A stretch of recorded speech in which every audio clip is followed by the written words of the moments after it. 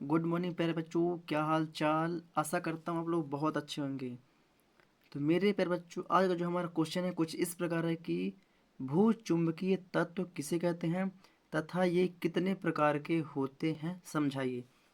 मेरे प्यारे बच्चों, ये जो क्वेश्चन है हमारा, है ना, ये मोस्ट इम्पोर्टेंट क्वेश्चन है। मैं चैप्टर 5 के सिर्फ मोस्ट ही क्वेश्चन को कराऊंगा, है ना। बाकी जो क्वेश्चंस रहेंगे उनको मैं हो सकेगा तो लाइव क्लासेस आके दे दूंगा, है ना। तो आप लोग इस वीडियो को ज़रा सा स्किप ना करें। जितने भी चैप्टर 5 के मैं क्वेश्चंस को कराऊंगा, यूँ समझिए कि वो क्वेश्चन ही मोस्ट हैं, जो एग्ज़ाम की दृष्टि से मोस्ट कहलाते हैं, है ना। तो आप लोग जितने भी चैप्टर 5 के होंगे या अब से जो भी वीडियोस अपलोडेड होंगी चैप्टर बाय चैप्टर, वो हर एक चैप्टर के सिर्फ मोस्ट क्वेश्चन से अपलोड होंगे। पूरा सिलेबस नहीं कराया जाएगा, है ना, क्योंकि सिलेबस कराएंगे पूरी तरह से, क्वेश्चन को सॉल्व करेंगे तो हमारा सिलेबस पूरा नहीं हो पाएगा, है ना। तो चलिए अब हम बात करते हैं भू चुंबकीय तत्व किसे कहते हैं। फिर बच्चों, भू चुंबकीय तत्व, हमारा क्वेश्चन से ही थोड़ा सा पता चला है कि भू चुंबकीय तत्व। फिर बच्चों, तो भू चुंबकीय तत्व क्या होता है। मान लीजिए ये हमारा क्या पृथ्वी है ना, मान लेते हैं, मानने में क्या जाता है ना। ये क्या होगा, ये हमारी हो गई पृथ्वी, ये हो गई पृथ्वी, है ना। ये हमारी पृथ्वी है। अब पृथ्वी के किसी स्थान पर, ये अभी इतनी चौड़ी तो पृथ्वी है, इस पृथ्वी के मान लेते हैं इस स्थान पर, किसे, इस कोने, पृथ्वी के इस कोने पर, क्या, पृथ्वी के इस कोने पर अब कितना चुंबकीय पदार्थ पाया गया है, मतलब ये पृथ्वी जो हमारी है कितना चुंबकीय गुण को प्रदर्शित करती है, कितना चुंबकीय गुण को प्रदर्शित करती है, इसकी गणना करने के लिए, इसकी गणना करने के लिए जिन भौतिक राशियों की आवश्यकता होती है, क्योंकि जिन भौतिक राशियों की, जिन भौतिक राशियों की आवश्यकता होती है, जिन भौतिक राशियों की आवश्यकता होती है, उन्हीं को क्या बोल देते हैं, भूचुंबकीय तत्व। क्या बोलते हैं, भूचुंबकीय, भूचुंबकीय तत्व। नहीं आया समझ में। चलिए एक बार पुनः रिपीट किए देता हूँ कि पृथ्वी के किसी स्थान पर, ये पृथ्वी हो गया, क्या हो गया, ये हो गया हमारी पृथ्वी, क्या हो गई पृथ्वी। अब पृथ्वी के किसी स्थान पर, क्या, पृथ्वी के किसी स्थान पर चुंबकत्व की गणना करने के लिए, किसके, चुंबकत्व की, किसकी, चुंबकत्व की गणना करने के लिए जिन भौतिक राशियों की आवश्यकता होती है, उसी को क्या बोल देते हैं, भूचुंबकीय तत्व। क्या बोल देते हैं, भूचुंबकीय तत्व। अब ये कितने प्रकार के होते हैं, ये होते हैं प्यारे बच्चों तीन प्रकार के। कितने प्रकार के होते हैं, ये होते हैं तीन प्रकार के। कितने प्रकार के, ये होते हैं तीन प्रकार के। पहला तो हो गया हमारा कौन सा, कौन सा पहला हो गया हमारा, दिक्पात कोण, कौन सा, दिक्पात कोण। दूसरा हो गया हमारा कौन सा, नमन कोण या नति कोण, कौन सा, नमन कोण या नति कोण। तीसरा होता है हमारा कौन सा, क्षैतिज तीव्रता, यहाँ पर कर देता हूँ ना, क्या होता है, क्षैतिज तीव्रता, क्षैतिज तीव्रता। अब प्यारे बच्चों, दिक्पात कोण किसे कहते हैं, क्या, दिक्पात कोण किसे कहते हैं, नमन कोण या नति कोण किसे कहते हैं, ये क्षैतिज तीव्रता किसे कहते हैं, इस चीज़ को हम अपने नोट्स कॉपी में लेकर चलेंगे, ताकि वहाँ से आप लोग को प्रॉपर समझ में आता जा रहेगा। और आप लोग को लिखते भी रहना है, क्या, आप लोग को लिखते भी रहना है ना। तो चलिए हम चलते हैं हम अपनी नोट्स कॉपी पर। तो बच्चों पहले आप लोग वीडियोस को रोक के भूचुंबकीय तत्व किसे कहते हैं इसको लिख लीजिए कि भूचुंबकीय तत्व।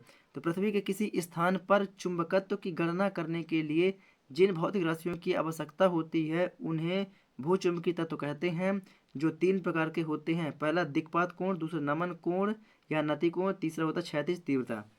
आप लोग वीडियो को रोक के यहाँ तक लिख लीजिएगा, है ना। अब इसके लिए थोड़ा सा डायग्राम बनाना पड़ेगा, क्योंकि डायग्राम से ही हम पता कर पाएंगे कि नमन कोण, दिक्पात कोण, क्षैतिज तीव्रता किसे कहते हैं। चलिए ये रहा डायग्राम। आप वीडियो को रोक के डायग्राम भी बना सकते हैं, डायग्राम भी बना सकते हैं। चलिए, तो हमारा पहला पॉइंट क्या होगा बच्चों, दिक्पात कोण किसे कहते हैं, किसको, दिक्पात कोण किसे कहते हैं। तो बच्चों मैं डायग्राम में समझाऊंगा कि दिक्पात कोण किसे कहते हैं, है ना। तो दिक्पात कोण क्या होता है बच्चों, कि चुंबकीय एवं उत्तर, हम देखो ये हमारा डायग्राम बना हुआ है, ये ओ ई एफ सी, ये होता है चुंबकीय मनोत्तर। और ओ ए सी, ये कहलाता है भौगोलिक यमुनोत्तर। क्या कहलाता है? ये कहलाता है भौगोलिक यमुनोत्तर, है ना। अब इसमें हम देख रहे हैं कि दो कोण बना हुआ है, एक अल्फा कोण बना हुआ है और दूसरा थीटा कोण बना हुआ है। अल्फा कोण, थीटा कोण, ये दो कोण बने हुए हैं, है ना। दोनों कोणों का यूज होगा, क्या होगा? दोनों कोणों का यूज होता है। चलिए, तो पहले तो हम बात करते हैं दिक्पात कोण। किसका? दिक्पात कोण क्या होता है? तो मेरे बच्चों, दिक्पात कोण क्या होता है कि चुंबकीय यमुनोत्तर, किसके? चुंबकीय यमुनोत्तर। चुंबकीय यमुनोत्तर क्या होता है? ये वाला, ये वाला, ये वाला, ये वाला, और ये वाला, ये वाला, और ये वाला, ये वाला, है ना। मतलब इसके और इसके, इसके और इसके और इसके और इसके, मतलब इनके बीच में ओ ई और ओ ए, है ना, इसके बीच बना हुआ कोण क्या है? अल्फा है। क्या है? अल्फा है। तो इसी को क्या बोल देते हैं हम? दिक्पात कोण। तो क्या बोलेंगे? चुंबकीय यमुनोत्तर, क्या बोलेंगे? चुंबकीय यमुनोत्तर और भौगोलिक यमुनोत्तर के बीच बना हुआ कोण। चुंबकीय यमुनोत्तर मतलब कि ओ ए बी सी, ये हो गया चुंबकीय यमुनोत्तर, और भौगोलिक यमुनोत्तर ओ ई एफ सी, इनके बीच बना हुआ कोण अल्फा है ना। तो चुंबकीय यमुनोत्तर और भौगोलिक यमुनोत्तर के बीच बना हुआ कोण क्या कहलाता है? दिक्पात कोण कहलाता है। क्या कहलाता है? दिक्पात कोण कहलाता है, जिसे अल्फा से प्रदर्शित करते हैं, जिसे अल्फा से प्रदर्शित करते हैं, जिसे अल्फा से प्रदर्शित करते हैं। तो क्या बोलेंगे? माना, माना ओ ए बी सी है, क्या है? माना चुंबकीय यमुनोत्तर, माना चुंबकीय यमुनोत्तर ओ ए बी सी है, तथा भौगोलिक यमुनोत्तर, तथा भौगोलिक यमुनोत्तर ओ ई एफ सी है। इनके बीच बना हुआ कोण, इनके बीच बना हुआ कोण ए ओ ई, ए ओ ई, इनके बीच बना हुआ कोण क्या हो गया? ए ओ ई, मतलब कि अल्फा कोण। क्या बना हुआ? इनके बीच बना कोण अल्फा कोण को कौन प्रदर्शित करता है? अल्फा प्रदर्शित करता है। जो किसको प्रदर्शित करता है? जो हमारे दिक्पात को प्रदर्शित करता है। किसको प्रदर्शित करता है? जो हमारे दिक्पात को प्रदर्शित करता है। आशा करता हूँ आप लोग यहाँ तक प्रॉपर तरीके से समझ चुके होंगे। चलिए, तो ये रहा हमारा दिक्पात कोण। तो आप लोग दिक्पात कोण को भी प्रॉपर तरीके से लिख लीजिएगा।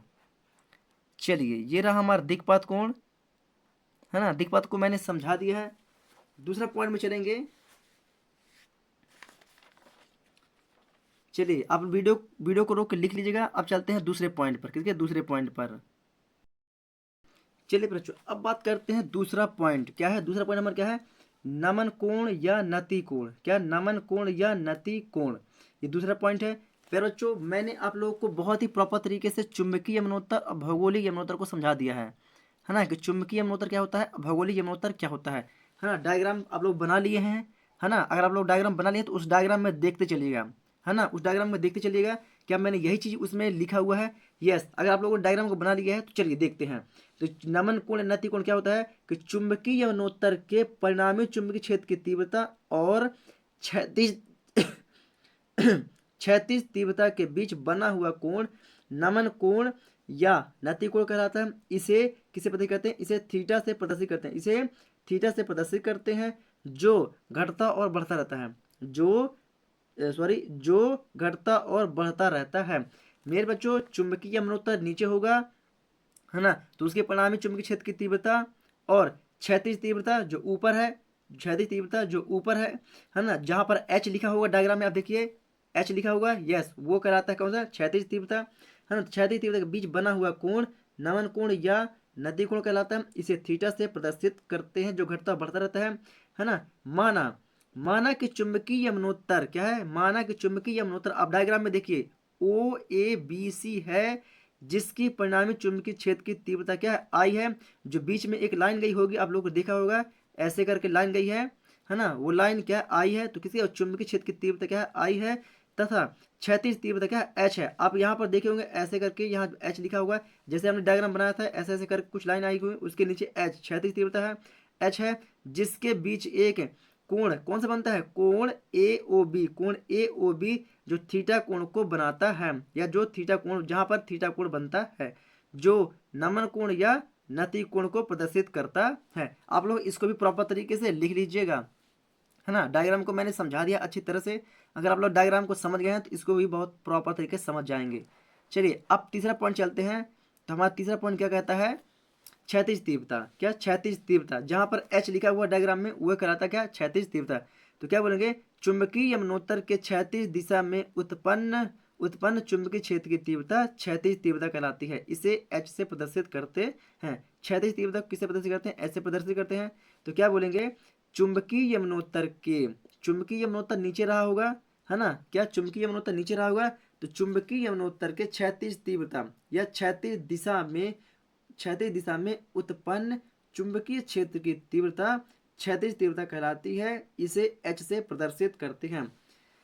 तो प्यारे बच्चों, हमने तीनों पॉइंट को बहुत ही प्रॉपर तरीके से समझा दिया है। तो प्यारे बच्चों, भूचुंबकीय तत्व यह 3 नंबर में क्वेश्चन पूछा जाता है। इस क्वेश्चन को जरा से मिस ना करें, है ना। अगर आप लोग को भूचुंबकीय तत्व किसे कहते हैं, इसके कितने प्रकार होते हैं, अगर आप लोग को यह चीज़ समझ में आ गया है तो वीडियो को लाइक करके, चैनल को सब्सक्राइब करके, बेल आइकन को दबा लें और वीडियो को ज़्यादा से ज़्यादा शेयर करें, ताकि आने वाली वीडियो आप लोग को भी प्राप्त होती रहे और उन लोग को भी प्राप्त होती रहे जिन छात्रों को इस वीडियो की ज़रूरत है और अगली आने वाली वीडियो की ज़रूरत पड़ने वाली है। तो चलिए बच्चों, मिलूंगा आप लोग को एक न्यू वीडियो के साथ। तब तक के लिए जय हिंद।